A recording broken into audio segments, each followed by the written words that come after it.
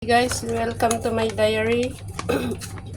Ako'y magluluto ng yung mix na pancake na. Ang tagal kasi maubos. Gusto kong ubusin, no? 500 grams nga lang. Hindi ko tagal maubos.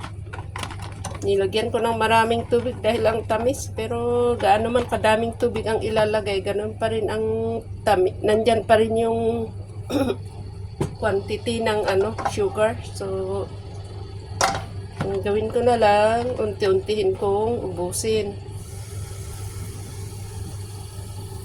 Kung haluan ko naman ng saging, mas lalong tatamis dahil matamis din naman yung saging.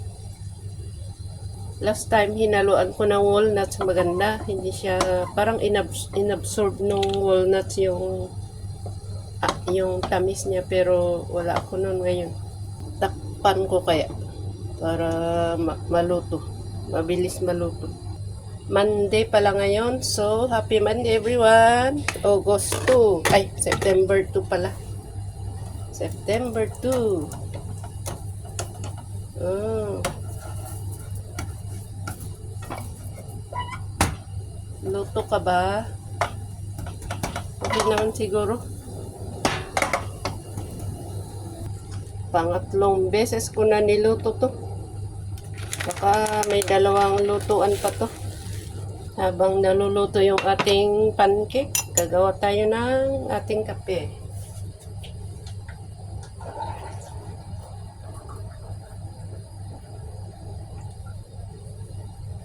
Ating baso ay half cup lang po. Bumili talaga ako ng pang half cup. Maliit na baso to. Para mapilitan akong hindi mailagay yung isang sachet ng kape. Lahat talaga.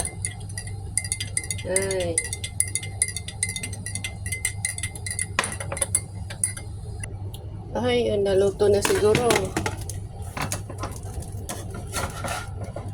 Ay, nasunog ng konti. Okay lang yun. Tingnan natin ng apoy. Yan. Parang pizza. Parang pizza.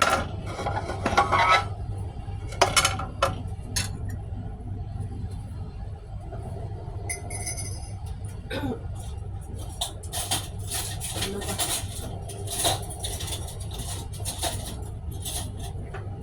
Try na natin.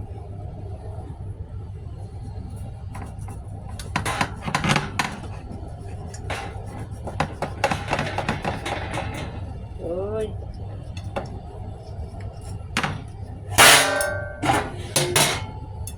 Inilagay ko ito kasi para hindi maanuhan ng oil yung matalsikan. Yung kaldero. Yan.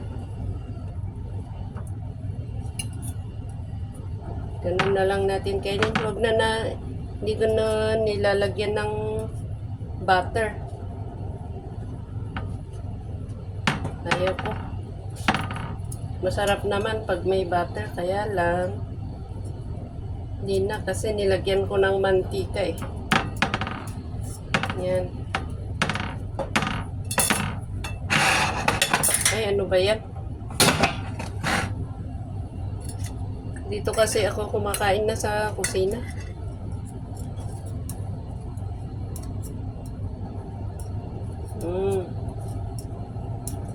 Nice.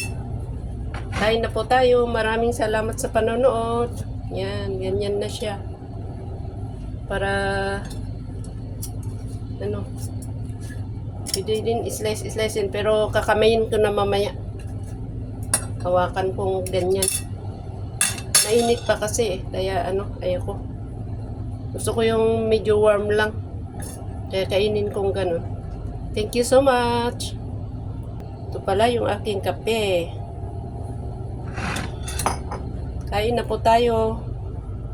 Maraming salamat pala sa inyong mga support, sa inyong panonood, lahat-lahat ng inyong mga pagsusuporta. Maraming salamat. Thank you so much.